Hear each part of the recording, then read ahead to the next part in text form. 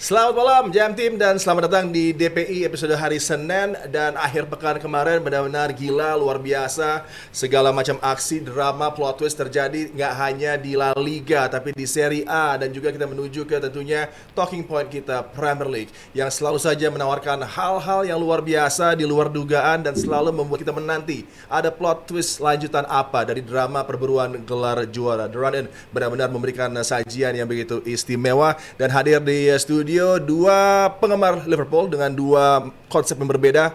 Yang satu mungkin untuk slot sudah cukup, yang satu masih punya ruang untuk memberikan kesempatan bagi Arne Slot. Ada Sabto Haryo dan juga ada Rizal Balevi. Yo. Berbeda dikit nggak apa-apa ya Mas ya.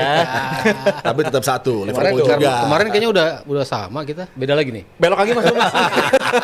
Yakin lagi. Dan di sebelah mereka berdua yang paling ujung, mungkin salah satu pekan terberat untuk melihat tim yang katanya ingin juara, tapi kemudian keluar dengan penampilan yang di luar dugaan. Para fansnya udah mulai resah. Mikel Arteta dan Arsenal kembali tampil di luar dari aksi terbaik mereka dan kalah dari Bournemouth. Aldi Bawazir, selamat datang. Selamat datang. Oh, sebel. Sebenarnya nggak mau datang hari ini. Berat. Nah, keluar sebelum rumah. kita menuju ke Aldi Bawazir dan tim kesayangannya Arsenal yang mungkin parade open busnya semakin menipis nih. Tadinya ada potensi 4 ke 3. Sekarang 2, tapi yang satu juga udah mulai agak oleng walaupun di Champions League luar biasa. Tapi kita akan bahas dulu Liverpool. Oh Liverpool, oke ya bahas Liverpool. Ya udah Liverpool aja, kita lama-lamain di Liverpool yang bagus sekali Liverpool. Liverpool yang tampil di Anfield, inkonsistensi masih menjadi kendala bagi mereka, tapi Fulham yang datang dengan mungkin pelor yang kurang ya, karena attempts mereka cukup tapi nggak ada gol yang tercetak. Dan bagi Rio Ngumoha, penampilan yang luar biasa istimewa di Anfield dan begitu banyak prestasi yang dia cetak, tidak hanya gol tapi juga sudah mengalahkan rekor dari Raheem Sterling, skorer termuda di Anfield, dan semuanya berlangsung sesuai dengan rencana dari Arne Slot dengan kemenangan 2-0 yang cukup impresif dari Liverpool Sabtu. Iya, kayaknya di pekan kedua Premier League ya, gue inget banget kita masih main touchscreen dan gue ngebahas emang khusus tentang Rio Ngumoha. Ini kan dia ngegolin ke gawang Newcastle Ya. di menit ke 90 plus 10 kalau nggak salah pada saat itu. Sama juga tuh dari sudut situ juga, bolanya belok juga. Ini kayaknya emang dia punya soft spot ya dari sisi situ dan kemarin bisa dia manfaatin gitu. Dan ini Liverpool yang jauh berbeda dibandingkan ketika mereka lawan Paris Saint-Germain ya. Terutama dari sisi intensity yang gue kritik, walaupun kalahnya cuma 0-2 ya. Walaupun harusnya mungkin lebih ya. Dan Slot bilang untung kita cuma kalah 0-2, tapi di situ gue sama sekali nggak ngeliat intensity yang harus diberikan atau yang layak oleh Liverpool gitu. Tapi kemarin mereka nunjukin balik lagi nih gaya yang lo mulai pressing lagi dari depan, lo mulai mencoba untuk menangi bola di wilayah lawan, lo mencoba untuk menangin second ball, semua atribut yang harus dipunyai seorang satu tim ya untuk bisa nunjukin bahwa mereka emang adalah defending champions gitu. Nah, mereka nunjukin itu kemarin pas lawan Fulham gitu. Beberapa peluang bisa mereka ciptain, mereka akhirnya bisa manfaatin untuk menjadi 2 gol ya. Jadi gua dari sisi permainan ya cukup relief juga ya. Akhirnya Liverpool bisa main seperti itu. Gue nggak tahu ini ada campur tangan Slot apa enggak. Wah ada dong, masa nggak ada Iya, ya Jal. Sang pelatih. Nyaplen dia Mas. Nyaplen. Siapa tahu pemainnya berontak. Jadi siapa? Van Bronckhorst loh yang set up tim. Dan ya gue cukup puas lah dari sisi permainan, dari sisi outcome, dan gue emang nggak muluk-muluk ya. Target gue mereka masuk ke Liga Champions itu udah pencapaian maksimal yang bisa mereka dapatkan di musim ini. Iya, Rizal, lo lihat dengan mungkin Liverpool agak going back to basics, nggak dengan back five yang agak aneh bertemu dengan Paris Saint-Germain, itu nggak berhasil sama sekali gitu kan. Dan juga gue ngomong sama Ali di studio bagaimana ada satu upaya dari dua wingbacks tampil tinggi ke depan, tapi kemudian yang mengcover justru di sana ada Szoboszlai yang bisa tampil deep, Curtis Jones juga demikian yang memberikan cover bagi para defender dari Liverpool gitu kan dengan mungkin tidak ada pace yang lagi dimiliki oleh Van Dijk dan juga Konate yang tampil tidak dalam kondisi terbaik, tapi kemarin cukup tercover gitu kan. Ini sebuah konsep baru untuk memproteksi pertahanan dan juga dengan Rio Ngumoha yang bersama dengan Mo Salah. Dan kedua pemain ini begitu menikmati aksi mereka bersama tanpa adanya Ekitike dan Isak di lineup utama dari Liverpool. Itu memang gua rasa akan ada perjudian khusus di pertandingan lawan PSG setelah ini ya, karena gue rasa beberapa pemain yang diturunkan di starting lineup menghadapi Fulham, mereka menunjukkan mereka cukup layak untuk menjadi starter lagi di pertandingan lawan PSG. Yang gue sorot juga Rio Ngumoha dan juga khususnya Andy Robertson sang fullback. Gue rasa mereka cukup bagus dan cukup layak buat bermain menghadapi PSG sejak awal nantinya. Tapi menurut gue ini adalah pertandingan yang menunjukkan bagaimana Liverpool tuh memang di musim ini belum tepat dalam mencari pengganti sosok dari Luis Diaz. Dalam artian kita butuh sosok winger yang a runner, tapi sekaligus juga bisa bagus dalam 1v1. Itu situasi yang oke lah kalau satu sisinya buruk di sisi kiri. Tapi di musim ini Mo Salah pun juga demikian. 1v1 dia udah menurun drastis banget. Jadi apa yang dialami sama Arne sepanjang musim ini, dia kejebak dengan situasi Gakpo mainnya begitu aja, dan juga Mo Salah yang udah kehilangan kecepatan dan kemampuan dia untuk bermain sebagai winger. Jadi untuk musim depan gue yakin resep Liverpool buat bisa balik ke on track jalur juara lagi, mereka perlu winger yang tipe karakternya ala Ngumoha, mungkin yang bisa lebih bervariasi atau lebih usianya lebih senior lagi. Dan satu nama menurut gue yang layak dijadi sorotan adalah Ryan Gravenberch. Ini pemain yang menurut gue udah 3 musim berseragam Liverpool, musim jeleknya ada 2, musim bagusnya ada 1, dan ini juara tapi di hari Jumat. Jadi juara musim lalu, tapi ini kalau dari 3 musim dia bagusnya 1, menurut gua wajah asli dia tuh yang 2 musim mainnya nggak bagus menurut gua. Jadi versi Munchennya udah balik lagi ya. Ini dia Mas, versi Munchennya balik lagi dan main sebagai number 6. Cuma bagus di musim lalu doang. Dan menurut gue di pertandingan lawan Fulham kita jadi menyadari kalau posisi number 6 atau posisi gelandang bertahan itu salah satu posisi yang krusial juga buat didatengin sama Liverpool. Jadi 2 winger, 1 defensive midfield, dan kalau bisa 1 fullback lagi. Itu idealnya 4 butuh pemain lagi buat Liverpool buat balik. Tenang, masih banyak spot buat ngabisin duitnya masih ada Liverpool. Jadi 4 pemain banyak banget butuh PR yang dilakuin sama Arne Slot, tapi itu sekaligus indikasi gue masih percaya sama Arne untuk musim depan. Nah itu gue pengen denger. Musim depan. Itu yang gue pengen denger. Gue yakin Mas Haryo bahwa keputusan salah adalah memecat Arne Slot. Lu nggak ketipu lagi. Satu langkah maju, 2 langkah mundur lagi nih. Ada momen ketipu, tapi kan selalu begitu. Tiba-tiba bagus banget gitu. Ngalahin Galatasaray, ngalahin Marseille, ngalahin Frankfurt. Habis itu hancur lagi Jal. Tapi itu kan balik lagi ke format kayak contoh tadi Frankfurt udah Mas Aryo sebutin. Itu ada perubahan di situ, nggak memainkan winger yang identik atau winger murni. Walaupun tetap mainin Gakpo ya. Itu dia. Tapi di game selanjutnya mainin lagi gelandang bertahannya Gravenberch lagi dan juga wingernya balikin ke Gakpo dan Salah lagi. Itu nggak pernah works. Liverpool harus sadar di musim lalu Gakpo, Diaz, Jota, dan juga satu lagi Darwin Núñez pun angka kontribusi golnya minim banget.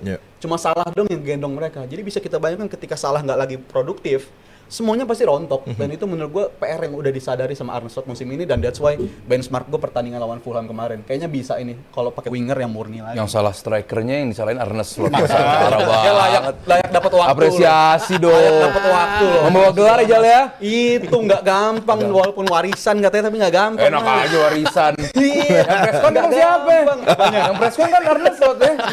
Nggak gampang kayak begitu. Jadi gue masih percaya. Ini JM Team kira-kira lebih dengernya lu apa Mas Haryo nih? Arne in ya kan? Arne in ya? Arne in apa Arne atau Arne out? Tapi gue rasa dengan apa yang dia alami musim ini, sulitnya begitu besar. Kayaknya 95% udah bilang out ya. Out ya Mas ya? Kata Arne kan fans masih di belakang dia. Walaupun fans yang mana kita pengen gue tanya dia kayaknya ini jauh doang gitu. juga sih. Nah nih kalau lo ngelihatnya dari kedua penggemar Liverpool ini kan ada yang satu mendukung Slot untuk one more season musim mendatang, tapi tentunya Sabto punya pemikiran lain tentang Slot dan juga bagaimana dia kerap kali mengecewakan juga. Mengapa Slot harus mendapatkan kesempatan lagi menurut lo? Dan juga kenapa dengan aksi-aksi Rio Ngumoha, ini bukan kali pertama dia menunjukkan spark seperti ini dan harusnya diberikan kesempatan lebih banyak, tapi kenapa kok masih minim banget kepercayaan dia untuk pemain sekelas Rio Ngumoha padahal masih sangat muda kan? Iya, gue jawab sesuatu ya soal Rio Ngumoha dulu. Ini bukan yang pertama, tapi yang terjadi semalam adalah datang di momen yang sangat tepat. Kalau Liverpool kalah di Fulham kemarin, itu akan kekalahan 4 kali beruntun. Di mana musim ini Liverpool udah 3 kali kekalahan beruntun, itu 3 kali. Terakhir mereka begitu tahun 5-3, 5-4, itu pun degradasi. Jadi tim sebesar Liverpool cannot afford kekalahan 4 kali beruntun. Apalagi 3 kali dalam semusim. Liverpool terlalu besar untuk itu. Untuk kekalahan. Nah, Rio Ngumoha sebenarnya di laga itu hanya menjadi topping of an ice. Hanya menjadi sedikit aja. Satu momen Dia kill the moment. Tapi kalau gue lihat adalah bagaimana Liverpool mengalahkan midfieldnya Fulham. Itu yang buat gue sangat menarik. Karena dalam rangkaian beberapa game terakhir, midfieldnya Fulham, Iwobi sama Sander Berge itu bagus banget. Ya. Nah di game kemarin Liverpool benar-benar apa namanya tadi kita bahas juga bagaimana fullbacknya maju lebih tinggi untuk nge-crack midfieldnya.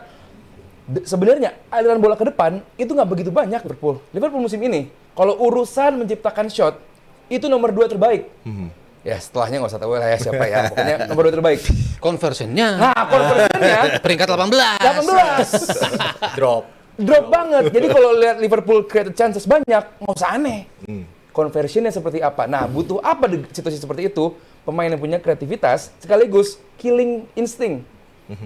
Kemarin ditunjukin tuh sama Rio Gumoha. Meskipun kalau kali ini gue sedikit berat Rizal karena mungkin ini dipelajari. Kenapa? Kayaknya nih ngalahin Bernleno, coba lu lihat sudut kanan bawah atau sudut kiri bawah gawangnya. Akhirnya dua golnya ciptanya begitu. Gumoha identik. Gumoha ke pojok kanan bawah, salah ke pojok kiri bawah. Bener-bener nggak ada hadangan dari Bessie ataupun Anderson yang bukan back jelek nih gitu loh, back yang oke lah. Cuma bener-bener nggak ada hadangan dari kedua tim itu. Lini belakang juga solid gue lihat. Gue lihat lini belakang juga solid. Mamardashvili yes ada beberapa miss tapi cukup oke.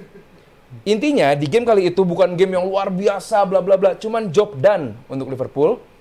Job done untuk mereka juga akhirnya mengistirahatkan beberapa pemain untuk menuju atau menyambut nanti PSG main di Anfield. Buat gue luar biasa enggak, tapi lebih dari cukup untuk diistirahatin pas mainin hancur semua. Gomez hancur, Gravenberch hancur, McAllister hancur, babak kedua aduh. Itulah Silakan. Gravenberch menurut gue betapa Liverpool tersakiti dengan Gravenberch sebagai number 6 Mas. Dijual 20 juta mau nggak? Jangan juga sih kalau 20 juta karena baru perpanjang kontrak kan. Oh, perpanjang kontrak. 280.000 tuh angka yang masif banget buat Gua sih mau Liverpool, ya tapi gue rasa Gravenberch. Gravenberch musim ini dia tipe carrier, lebih nganterin bola ketimbang sebagai passer dan juga untuk sisi defensif dia nggak punya awareness yang sebagus number 6 murni menurut gue. Jadi mungkin Arne dalam kata lain terbuai dengan performa dia di musim pertama. Tapi ini lagi-lagi kenapa gue punya soft spot untuk Arne. Kita harus ingat siapa nama pertama yang diinginkan Arne ketika datang ke Liverpool. Dia Zubimendi. pengen pencari pengganti Gravenberch sesegera mungkin. Dia pengen datengin Zubimendi. Artinya dia tahu dia bisa memetakan Puto lemahnya di number 6 Mas. Jadi menurut gue itu kenapa kalau dia dikasih satu transfer window lagi, walaupun yang kemarin udah harganya udah gede banget, tapi kalau dikasih satu lagi dan Bisa dikasih aja. kesempatan buat balikin pemain-pemain yang dia Iya. mau, Berantakan lagi. itu baru kita nggak kasih waktu ke dia Mas. Kalau begitu terjadi, tapi at least dia bisa metain sih kalau menurut. Kalau gua. Mas Aryo kan kalau bare minimumnya juara UCL. juara UCL. Yang bisa menyelamatkan dia. Yang bisa menyelamatkan Arne Slot. Bila antum Lolos zona UCL, menurut gue itu udah selamat. peringkat 5 nih. Lu kemarin besar. Piala FA. Udah hilang Mas. Dan kalau City yang dapat kita legowo aja kalau City. Maksudnya?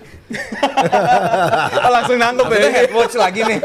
Tapi menurut gue zona UCL tuh udah cukup buat nyelamatin karir karena kalau kita lihat rekam jejak pelatih-pelatih yang juara pun banyak yang habis juara terlempar dari zona UCL gitu. Conte, Mourinho. Konten dikasih Ranieri. 210 juta nggak di belanjanya? Beda sih. Iya. Tapi menurut gue itu menggambarkan betapa sulitnya mempertahankan. Tapi masalahnya point of view kalian berdua make sense dua-duanya sih untuk yang Arne Slot out. kita nantikan. Iya wajar gitu maksud gue ini tim juara Besar, loh kok bisa begini mainnya. Arne Slot in juga wajar juga sih. Tapi ya menurut gue mana yang akan diputuskan mesti akhir musim sih. Ya, Sampai Sabto, sekarang sih. tipis saja. Dengan kemenangan kemarin ada harapan bahwa tim ini bisa memperbaiki keadaan di leg kedua. Hadapi PSG. Lo ada Nggak keyakinan? mungkin. Ya kan gue mau nanya apakah Nggak ada, ada Mas Aryo juga udah yakin nggak mungkin setelah lolos. hasilnya positif, Enggak. outcome-nya ada follow up-nya kan nih Enggak ya, Mas, ya? di match bertemu dengan PSG Gugur ya, dan, Mas? dan Mo Salah kan kemarin udah kelihatan lapar lagi tuh bisa Aduh, tampil aduh. dengan agresi dan sangat tepat Betul. sekali Shot positioning-nya. doang. Ada golnya juga gitu kan. Iya. Ini yang udah lama nggak kita lihat. Apakah dengan stimulannya Rio Ngumoha yang begitu muda ini membuat Mo Salah bisa tampil lebih nyaman dan seolah menikmati lagi bermain untuk Liverpool.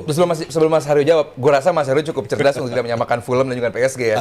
Meskipun dua tim ibu kota, cuman gue rasa Mas Haryo lebih bijak menjawabnya. Iya, berat sih. Ya walaupun ya main di Anfield kita selalu ya istilahnya Rijal ya European Nights at Anfield kan selalu ada aja lah ya yang bisa mengejutkan, yang bisa membuat mereka keluar dari lubang jarum dan potensi untuk menang menurut gua tetap ada gitu ya. Makanya kemarin kan apakah 2-0 itu cukup? Apakah PSG akhirnya mereka kecewa karena hanya bisa menang 2-0? Apakah itu cukup untuk bisa memastikan Enggak.